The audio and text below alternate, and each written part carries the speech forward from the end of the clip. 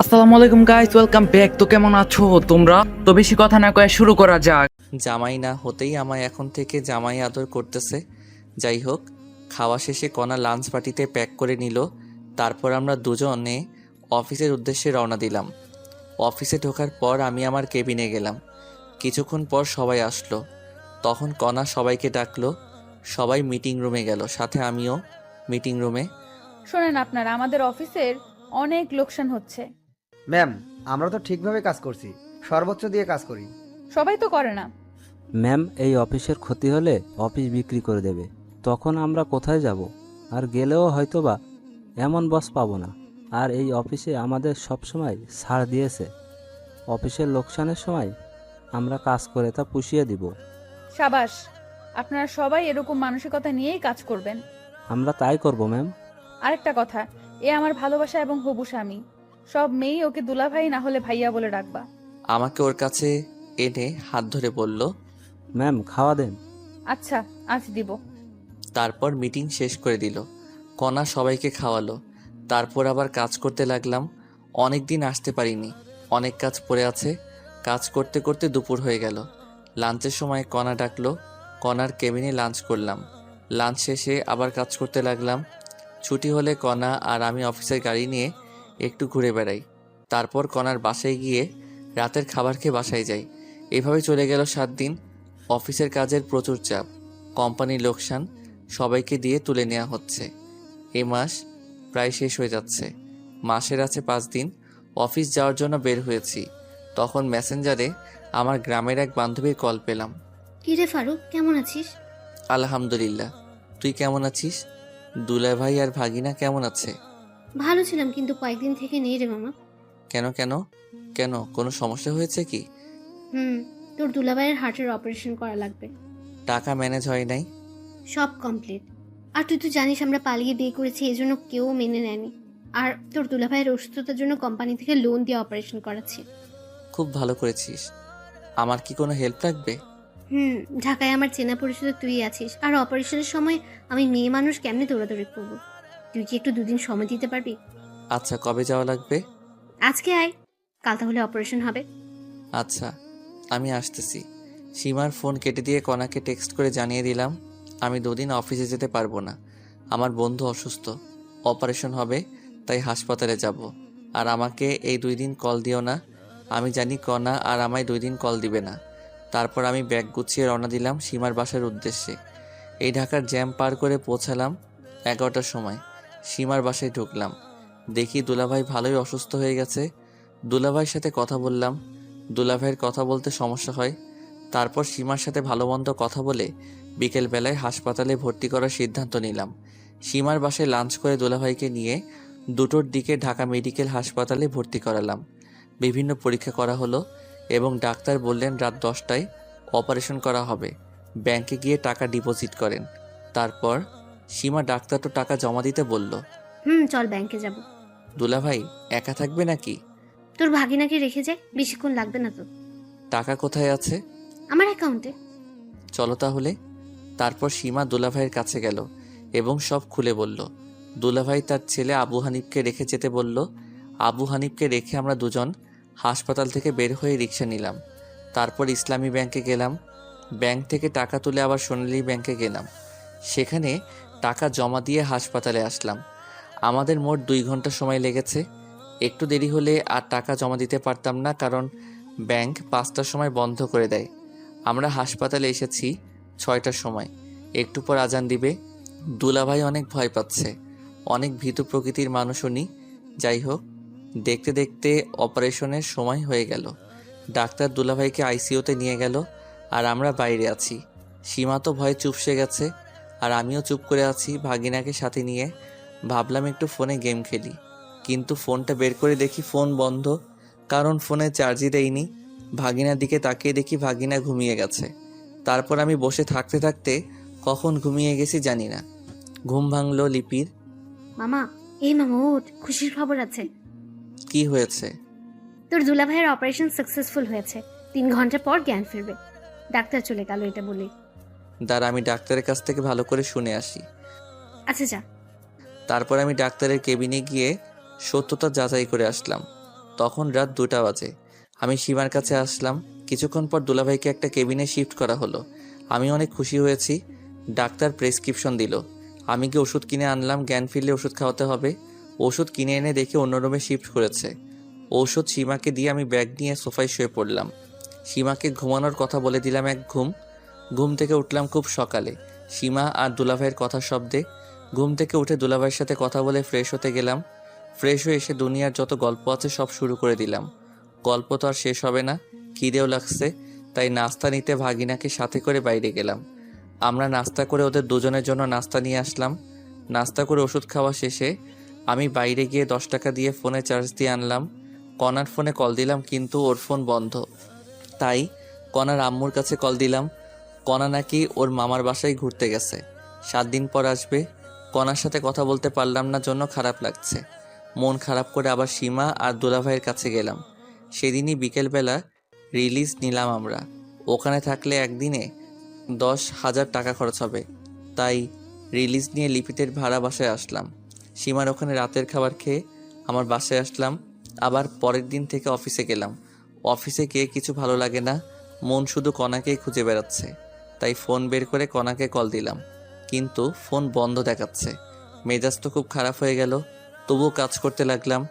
দুপুরবেলা লাঞ্চ করলাম অফিসের ক্যান্টিনে। লাঞ্চের পর আবার কাজ করা শুরু করলাম। একাকিত্ব ভালো লাগছে না, তাই অফিসের এক মেয়ে কলিগের সাথে একটু ভাব জমালাম। ভালোই ভাব জমে গেল একদিনের গল্পে। যাই হোক, কনাও নেই, মেয়েটার সাথে কথা বলে ভালোই লাগলো। এইভাবে 3 দিন গেল, কনার কোনো খোঁজই নেই, ফোন বন্ধ করে রেখেছে। হাসপাতালে যখন ছিলাম তখন আমার ফোন বন্ধ ছিল, তাই কনা আমার উপর রাগ করে ফোন বন্ধ করে রেখেছে। আর তাই আমি অফিসের একটা মেয়ের সাথে দেখিয়ে দেখিয়ে গল্প করতেছি। আমি জানি লিপি আমার সব কথা কনাকে জানাচ্ছে। অনেক ভেবেচিন্তে নীলাকে সব খুলে বললাম, আর ওকে একটু অভিনয় করতে বললাম। নীলাও খুব সুন্দরভাবে লিপির সামনে অভিনয় করে। যাই হোক, এইভাবে 4র্থ দিন চলে গেল। 5ম দিন নীলা আগে চলে গেল অফিস। এই নীলা, শোনো। জি আপু, বলেন। তুমি জানো না কনা ফারুককে ভালোবাসে? কয়েকদিন পর ওদের বিয়ে। তো আমিও ওকে ভালোবাসি। চাকরি হারাতে চাও নাকি? হারালে হারাবো, ফারুক আছে না।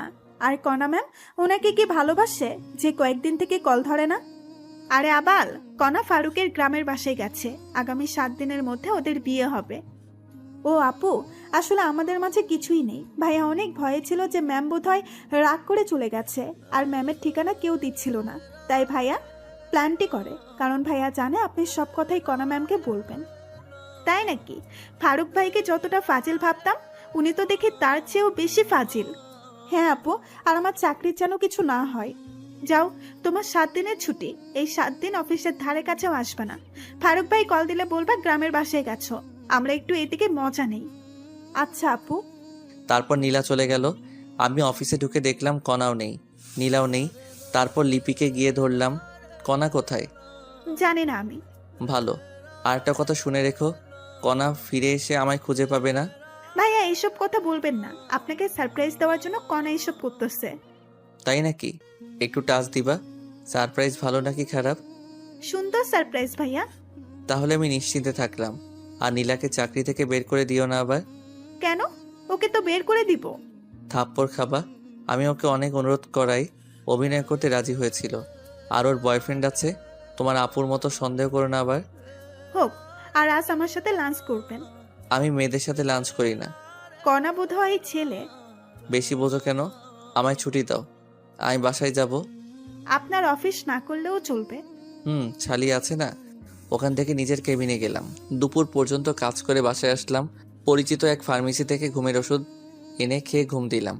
উঠলাম পরের দিন দুপুরবেলা। উঠে আবার ফোন টিপতে লাগলাম। মাগরিবের আগে আগে কনার আম্মুর ফোন থেকে কল আসলো। আমি ধরলাম। তখনই বাবা, বাবা, কনা। বলেই কান্না করা শুরু করলো। কনার কি হয়েছে বলেন? কনার। বলেই ফোন কেটে দিল। আমি আবার কল দিলাম, ফোন বন্ধ। কনার ফোনও বন্ধ। কনার আব্বুরও বন্ধ হয়ে আছে। মেজাজ খুব খারাপ। ট্রাউজার পরা অবস্থায় মোবাইল নিয়ে দিলাম দৌড়। রিক্সা করে কনার বাসায় গেলাম। বাসায় গিয়ে দেখি পুরো বাসা বিয়ের সাথে সাজানো। আমি দৌড়ে ভিতরে গিয়ে কনার আম্মুর কাছে গেলাম। কনা কোথায়? কনার কি হয়েছে? ওর আজ বিয়ে বাবা, অন্য একটা ছেলের সাথে। ওই ছেলেটাকে ভালোবেসে ফেলেছে এই কয়েকদিনে। কি বলেন আপনি? আর আমি কি? বাবা, আমার কাছে কিছু বলে লাভ নেই, কনার কাছে যাও। কনা ওর রুমে। আমি একদরে কনার রুমে গেলাম, গিয়ে দেখি ওকে সাজানো হচ্ছে। আমি সবাইকে বাইরে যাওয়ার অনুরোধ করলাম, সবাই বাইরে গেল আর আমি দরজা লাগিয়ে দিলাম। কনা, এগুলো কি কি শুনছি আমি? যা শুনছো তাই সত্যি, আমি বিয়ে করতেছি অন্য ছেলেকে। আমার অপরাধ কি? ভিখারির ছেলের শখ দেখ। ওই ছেলে আমার ক্রাশ ছিল, অনেক প্রপোজ করেছি কিন্তু রাজি হয়নি, 2 দিন আগে রাজি হয়েছে। ও ভালো ম্যাম, আপনি সুখে থাকলে আমি খুশি। আর আপনার টাকা কিছুদিন গেলেই দিয়ে দিব। লাগবে না, তোর পরিবারকে ওই টাকা দান করে দিলাম। ম্যাম লাগবে না, আমি শোধ করে দিব। ভালো থাকবেন, সুখে থাকবেন, আর জীবনে দেখা হবে না আপনার সাথে। বলেই ওর দেয়া আংটি খুলে ওর হাতে দিয়ে রুমের দরজা খুলে কান্না করতে করতে সিঁড়ি দিয়ে নামলাম। নেমেই ফার্মেসিতে গিয়ে 4 পাতা ঘুমের ওষুধ সিস্টেম করে কিনে বাসায় গেলাম। সাথে 4 প্যাকেট সিগারেটও নিলাম। বাসায় গিয়ে শুয়ে পড়লাম। কি করব ভেবে পাচ্ছি না।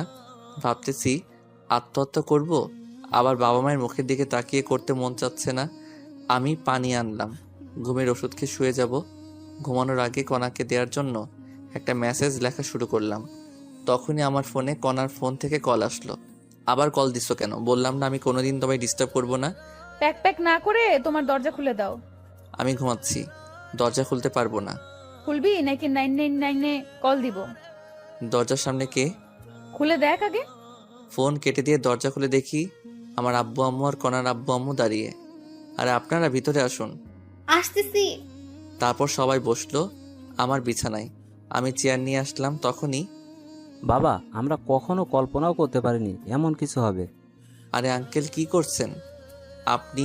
আমি আপনার ছেলের মতো, আর আপনার এখানে করার কিছুই নেই। তবুও আমাদের অনেক খারাপ লাগছে বাবা। আন্টি, আমি কনাকে ভালোবেসেছি। আমি চাইবো অবশ্যই সে সুখে থাকুক। আর কনা এখন তার মনের মতো পাত্র পেয়েছে আর সুখে থাকবে, এতেই আমি খুশি। তাহলে তুমি একটা মেয়ে দেখে বিয়ে করো। আমি আর বিয়ে করতেছি না। কেন বাবা? অত্যন্ত পার্সোনাল আঙ্কেল। আর আপনার মেয়ের বিয়ে আর আপনার এখানে, অনেকে আবার অন্য কিছু ভাববে। ভাবলাম তুমি যদি আবার কোনো অঘটন ঘটাও, তাই আশা। আমি আত্মহত্যা করলে আমার বাবা মার কি হবে? সারা জীবন না হয় কনার ছবি সাথে নিয়ে থাকবো। আচ্ছা আপনারা থাকেন, আমি কিছু নিয়ে আসি। কোথাও যাওয়া হবে না। আমার কলার ধরে দরজা দিয়ে ভিতরে ঢুকলো। আমি কিন্তু কিছুই করিনি, ভয়ের ঠেলায় চেয়ারে বসে আছি। সেটা জানা আছে, এখন বসে থাকো তুমি। দুলাভাই, কেমন দিলাম সারপ্রাইজ? কারো ফাটে কেউ হাসে, কেমনটা লাগে? আমার কথা শুনে সবাই হাসতে লাগলো। তারপর কাজী রুমে প্রবেশ করলো, সাথেই ইমাম আর মুয়াজ্জিন। আমার 2 রুম মানুষ দিয়ে ভর্তি হয়ে গেল। তখনই আঙ্কেল, প্রেমিকার বিয়ে, প্রেমিকের সামনে পড়াবেন নাকি? আমি বাইরে যাচ্ছি। আরে গাধা, তোর সাথেই কণা মামনির বিয়ে। তাহলে যে বলল কনার একজনকে ভালোবাসে। আমি সব বলবো, কিন্তু পরে বলবো। আচ্ছা, তোমাকে শিক্ষা দিব আমি কি জিনিস। যাই হোক, অনেক কাহিনী শেষে বিয়ে পড়ানো শেষ হলো। আবার কার আসলো, আমাদের সবাইকে আমার কনাতের বাসায় নিয়ে যাওয়া হলো। সেখানে গিয়ে দেখি আমার ভার্সিটির সব বন্ধুই আছে। ওদের সাথে অনেক দিন থেকে দেখা হয় না, কথাও হয় না। আমি তো ওদের দেখে অনেক খুশি। আমার সব বন্ধু বিয়ে করেছে, অনেক বাচ্চাও আছে। আর আমার বন্ধুদের সাথে আমি ইচ্ছা করে যোগাযোগ করিনি। যাই হোক, আমার বাসায় রেজিস্ট্রি হলো, এখানে কবুল বলানো হলো। রাত 2টার দিকে বিয়ে পড়ানো, খাওয়া দাওয়া শেষ। তারপর আবার আমাদের গাড়িতে করে নিয়ে যাওয়া হচ্ছে, কণা আর আমি পাশাপাশি। বুঝলাম না কোথায় যাচ্ছি আমরা। আমাদের বর্তমান ঠিকানায়। বুঝলাম না। তোমায় বুঝতে হবে না, আমাদের 5তলা বাসায় 2য় তলা আমাদের থাকার জন্য ফাঁকা করা হয়েছে। এখন থেকে আমি, তুমি, আমার শ্বশুর শাশুড়ি মা সবাই একসাথে এখানে থাকবো। সত্যি? বলেই জড়িয়ে ধরে কিস করলাম। পরে যখন সন্ধ্যার কথা মনে হলো ছেড়ে দিলাম।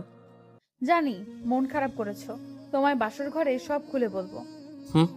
দেখো, তোমার বিকাশে টাকা দিয়েছি, কোনো দোকান দেখে ক্যাশ আউট করো, তোমাকে আজ খসাবে সবাই। কেন? আনহার লিপি বাসর ঘর সাজিয়েছে, তার জন্য টাকা দেওয়া লাগবে না? আদনান লাইটিং করেছে, তার জন্য টাকা দিতে হবে না? না, আমি কিছুই দিব না। মন খারাপ করে সিটে হেলান দিলাম। আচ্ছা। বলেই কাঁধে হেলান দিল। আমি আর ওকে সরিয়ে না দিয়ে শুয়ে থাকলাম। কিছুক্ষণ পর একটা 5তলা বাসার সামনে আসলাম, বাড়িটা লাইটিং করা। আমার বুঝতে বাকি থাকলো না আমরা কোথায় এসেছি। আমি নিজে সোজা সিঁড়ি দিয়ে উঠতেছি, তখনই এই জমিদারের পোলা, তোর বউকে কে নিয়ে যাবে? হেঁটে আসবে। আমি হেঁটে যাচ্ছি। তারপর কণা উঠতে ধরলো। কাপড় লম্বার মাটিতে লেগে থাকার কারণে পায়ের সাথে লেগে পড়ে গেল। সাথে সাথে আমি দৌড়ে নিচে নেমে আসলাম। ব্যথা পেয়েছো? না। কোলে করে নিয়ে যা হারামজাদা। দেখিস না হাঁটতে পারতেছে না। হুম। তারপর ভদ্র ছেলের মতো কণাকে কোলে নিলাম। তারপর সিঁড়ি দিয়ে ওঠা শুরু করলাম। সবাই হাততালি দিচ্ছে আর কণা আমার হাতে কামড় দিল। আরে করো কি, ফেলে দিব কিন্তু। মার খাবা নাকি? চুপচাপ নিয়ে চলো। হুম। তারপর আমি দোতলায় উঠলাম কণাকে কোলে নিয়ে। আমার বাসর ঘরে ঢুকতে দেয়া হলো না, আমায় সোফায় বসায় রাখা হলো আর কণাকে লিপি এবং আনহা মিলে একটা রুমে নিয়ে গেল। আমি সোফায় বসে থাকতে থাকতে বিরক্ত হয়ে গেলাম। সাথে সাথে ফ্রি ফায়ার বের করে খেলা শুরু করলাম। জানি না কতক্ষণ গেছে। কিছুক্ষণ পর আনহা এসে আমার ফোন কেড়ে নিল। ফোন দে, মাইনাস লাগলে ফাটাবো তোকে। আমি খেলতেছি, তুই রুমে যা, তোর জন্য ভাবি বসে আছে। ভাবি হয় একটু সময় দে, আমি ম্যাচটা শেষ করি। যা বলছি, না হলে আব্বু এসে থাপ্পড় মারবে। ইয়ে মানে আনহা, রুম কোনটারে? আজকেই প্রথম আসলাম তো এই বাসায়। টাকা দে আগে। ভাগ লাগবে না, আমি যাবই না। কিছু তো দে। ধর। ওই রুমে যা। আচ্ছা। তারপর আমি রুমে গেলাম, দরজার সামনে গিয়ে হালকা কাশি দিলাম। সাথে সাথে লিপি আসলো। দুলাভাই টাকা দেন। আনহাকে দিয়েছি। কত দিছেন? 2। আরো 1000 দেন। তোমারই বোনের টাকা, নাও, সমস্যা নেই। হোক, তবুও দেন। তারপর লিপিকে 1000 দিয়ে রুমে ঢুকলাম। তারপর দরজা বন্ধ করলাম। কণা এসে আমায় সালাম করে গেল। আমি ওর সাথে কোনো কথা না বলে একটা বালিশ আর একটা কম্বল নিয়ে সোফায় গিয়ে শুয়ে পড়লাম। কিছুক্ষণ পর কান্নার আওয়াজ পেলাম। উঠে গিয়ে, কান্না করবা না, ঘুমাতে দাও। তুমি সোফায় ঘুমাচ্ছ কেন? এমনি ভালো লাগছে না তাই। তুমি কি চাও আমি চলে যাই? চুপ করে আছি, যে রাগী চলে গেলে আর আসবেই না, তাই চুপ করে আছি। আচ্ছা যাচ্ছি।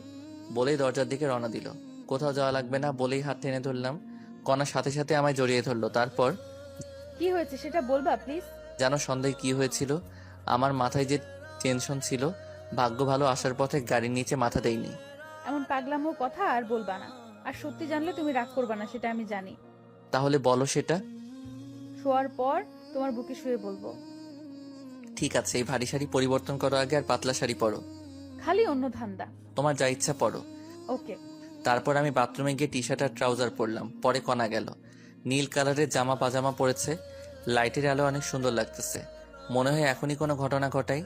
তারপর লাইট অফ করে দিলাম। মাথাটা আমায় জানতেই হবে। আমি শুয়ে পড়লাম আর কণা আমার বুকে মাথা রেখে শুয়ে পড়লো। এবার বলো কি হয়েছে। শোনো তাহলে, তোমাকে সেদিন আব্বু একটা মেয়ের সাথে রিক্সায় দেখেছে। আব্বু এসে অনেক রাগারাগি করে। তারপর আমি হসপিটালে গিয়ে খোঁজ নিয়ে দেখি ওই মেয়ে তোমার বান্ধবী হয়। তারপর আমি সবাইকে বুঝিয়ে বলি। আর তুমি অফিসে কি করো না করো সব আমি ফোনে দেখেছিলাম, আমার ফোনে। আমার ভয় হচ্ছিল কোনো কারণে তোমায় হারিয়ে ফেলতে পারি, তাই আব্বুকে সব খুলে বলি। তারপর আব্বু শ্বশুর আর শাশুড়িকে আসতে বলে। তারা আসার পর আমাদের ওই বাসায় উঠি, সব গোছানোর কাজে লেগে পড়ি। আর আমার সাথে সবসময় আনহা ছিল, তাই তোমার কাছে কল দিতে পারিনি। আর আজ থেকে আমরা সবাই এই বাসায় থাকবো। এই ব্যাপার। জানো, যখন শুনলাম তুমি অন্য কাউকে ভালোবাসো, তখন মনে হচ্ছিল আত্মহত্যা করি। খবরদার এসব আর মুখেও আনবে না। আমার যে কষ্টগুলো হয়েছে সেগুলোর কি হবে? সুদে আসলে পরিশোধ করে দেব। কেমনে?